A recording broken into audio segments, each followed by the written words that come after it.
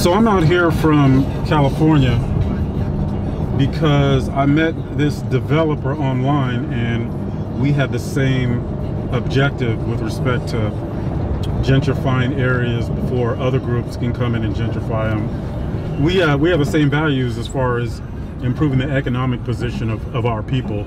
And I'm a real estate investor, but he is just doing it on a totally different level.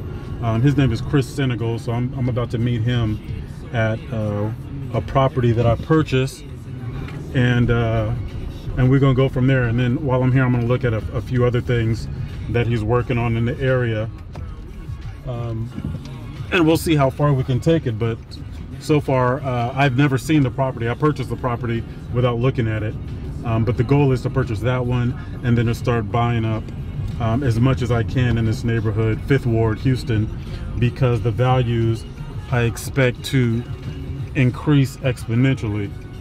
And Chris is the land developer for the investment property that I bought, and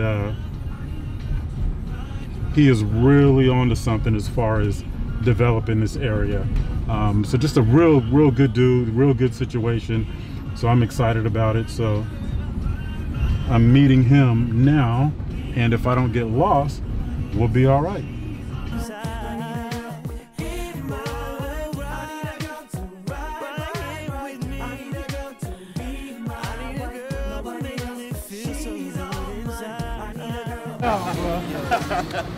How you doing, man? Nice to meet you. Good to see you, man. Good to see you. What's going on, bro? So this is Chris Senegal I was talking about. So he's the one that purchased the land, and he's the one that built these, and he's doing a lot in this area. And I actually met him through social media because I was actually looking in this area among other areas in the country to see where I was going to go in and do exactly what he's doing. He's far more advanced than I am, but he's doing it on a whole different level. So when I saw this, and he outlined a lot of the opportunity that was going on in 5th Ward, and I bought it without even having to come see it. Like, it was a no-brainer. So let's go in. He's gonna give me a tour. We'll check it out.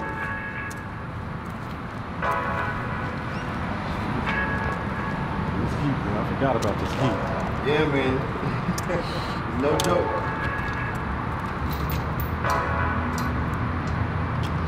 Porta potty comes with it. We count that as a half bathroom right there.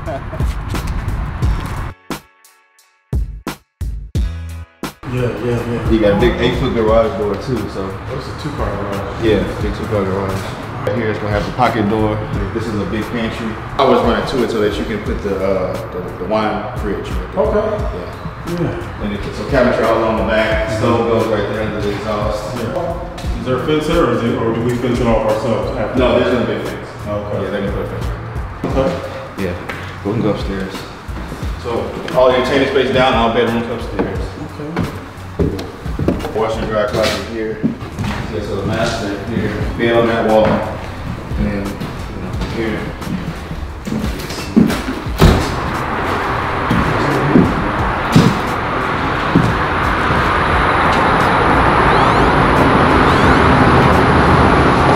This side is a big walk-in shower. Yeah. Big garden tub will be here. Vanity. Yeah, vanity here with 2 sinks. Yeah, I see. Okay.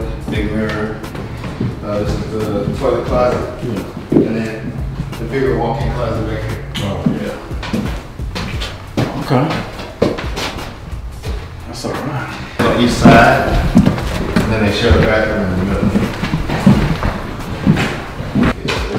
Oh, that's ready to get in right now. We leave it in there for a couple of days and make sure it holds water, it doesn't leak or anything. Yeah. Drain. So, Okay. my floor tile will wrap up the walls. Now tell me how many banks you went to again before you got the financing for the first 3? Yeah, so I mean, even if you look outside now, like over here, this wasn't here when I started my project. There was nothing. The whole neighborhood looked like that, or worse. Oh, gotcha. And so there was no new construction. So when the banks would send appraisals over here, they would say there's no activity. You couldn't comp it out. Yeah, couldn't comp. There was nothing, no new construction in this zip code at all. Yeah. So 23 of them told me no. And the 24th, who actually had done some projects in California where they were the first to go in and build some new construction. Yeah. They finally decided to give me the funding. But that was only after I had everything done. Like it was shovel ready for vertical construction. So I had to do everything else, like out of pocket or private investors. Yeah. Yeah. So how many people do you think would have quit after going to 20 banks? 99.9% of everybody. You're doing, so you're showing people, you have a mentorship program, right, that I joined. Yeah. You have, and then you have like, you broke it down into like some smaller services that you can provide to people. Yeah. You do consultations for really good price. You know, consultations, and I was able to get you on the phone really quick. So I think that's absolutely amazing. And you still have no idea. I think maybe you got used to it. You still have no idea what you did for me because I was just waiting for somebody to jump. You know what I mean? It's like being on a cliff and you can't see the bottom. You ain't trying to get the first jump, but if you see somebody else jump, right, and they get up and walk away, you're like, okay, it's possible. Yeah. So and that was a big thing for me too, man, because like arguing, debating with even other investors a lot about what we could do. Everybody was all, they would always give you all the negative arguments, and some of them would come across so well articulated that you believe them. Yes. You know what I mean? Yeah. It's like you can't argue with it because you have nothing to counter the argument. No proof. So for me, it was just like, okay, well, I'm just gonna do it. I'm just gonna get it done, and I'm gonna show them that it's possible versus trying to debate with them and convince them. So, you have no idea it's working.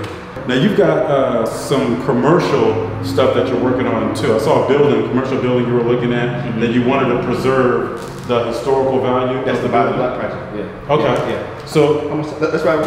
Oh, come on, let's go.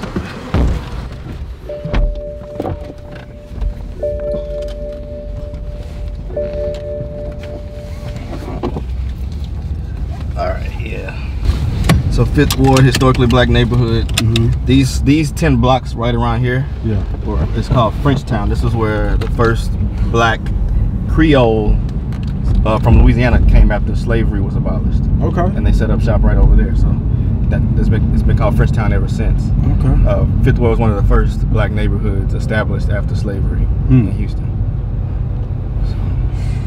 So, lot of rich history.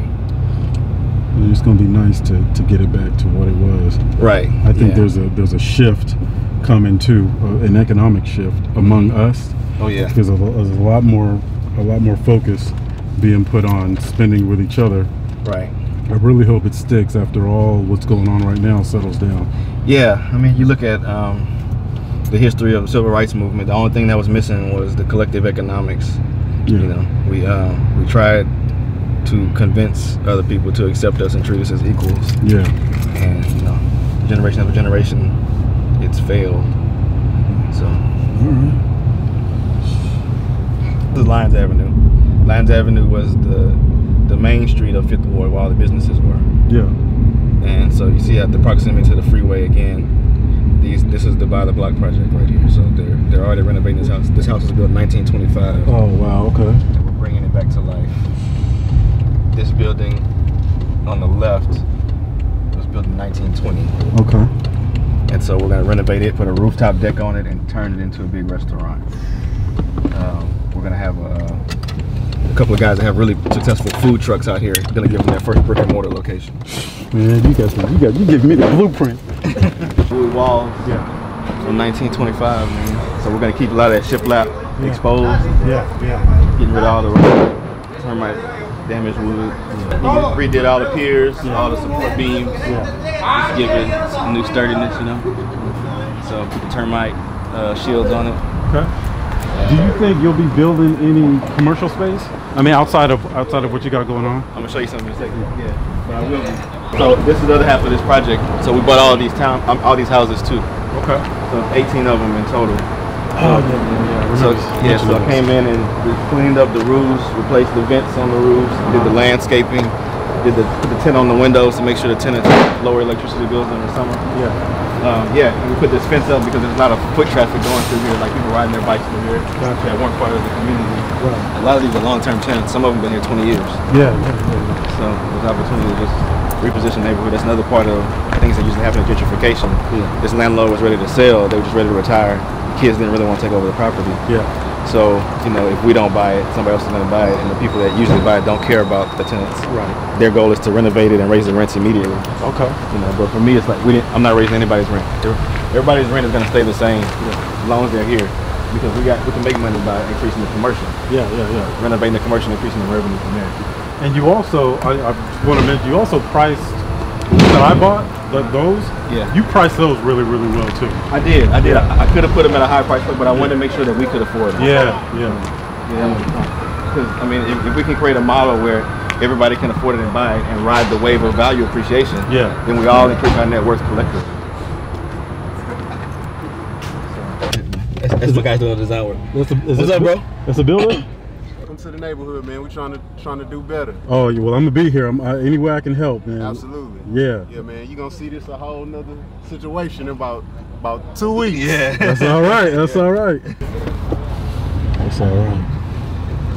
Yeah. So Isaac is actually a Grammy-winning, multi-platinum music producer. Is he? Yeah.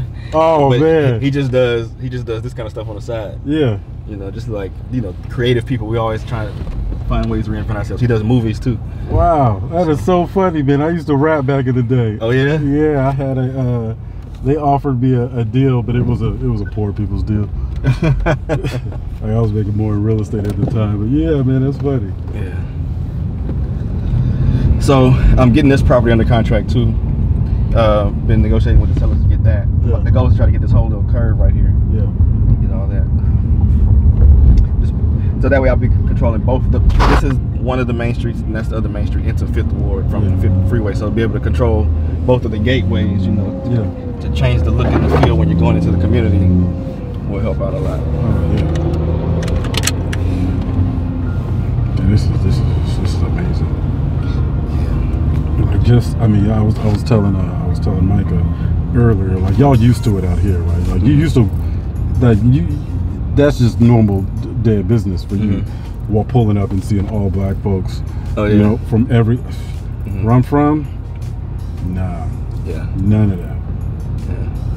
No, I mean, I wouldn't even say it's normal here. I made a intentional effort to do it. Yeah. You know, like most of the time you wouldn't see that here either. Gotcha. Yeah.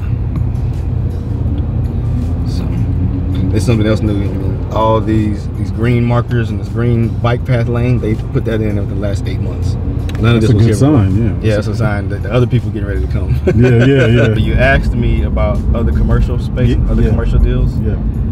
I just put this under contract today. Wow. So this is 4.5 acres, and we're gonna do mixed use apartment complex with like 220 units and like 25,000 square feet of retail commercial space on the building. Yeah. And then on the back side is going to be another small office building right here. It's going to be about 15,000 square feet. As soon as you cross over the freeway, this is still 5th Ward, but this is the side that's already been gentrified for the most part, revitalized. And the reason is that big mixed-use development you were talking about is right here. So just remember how close we are to all of the projects we just left. Yeah. Where the cranes are right there, yeah. That's going to be 150 acres of high-end hotels, restaurants, office buildings, condos, and apartments right here. That's crazy. I mean, you can see the density of the townhouses that are already built and already sold. Fucking housing project. Yeah. One of the nicer ones here. But these are selling, these all sold in the 330s, 340s. These are sold in the 450s. Like I said, man. 3-4 years ago, even when I bought the property in 2013, it was nothing over here. It was desolate. So it's rapidly changing. The sentiment of the residents that live there, because I'm sure you approached some residents to see if they wanted to sell, right? I do not do that. Okay. Zero displacement. I don't want to displace a single person. I don't want to convince anybody to sell their house. Because when you remove them, that family misses out on the opportunity to have the value appreciation. Gotcha. So that property I bought was drug infested, abandoned, prostitution, field, and it was a nuisance for the neighborhood. That's the only properties I buy. Got it. If it's not occupied where I can keep the tenants in place, I only want to replace bad with good. Got it. Okay. All right. I'll make sure I keep that in mind. Yeah, man. Quick tour. Man, I appreciate your time. No problem. So I got to run to this meeting, but then I'll meet back up with y'all. At Maestro's? Yeah, Maestro's. Yeah. Were they able to change the time? Yeah, 7 o'clock. Okay, cool. All right, man. All right. See you in a little while. All right, man.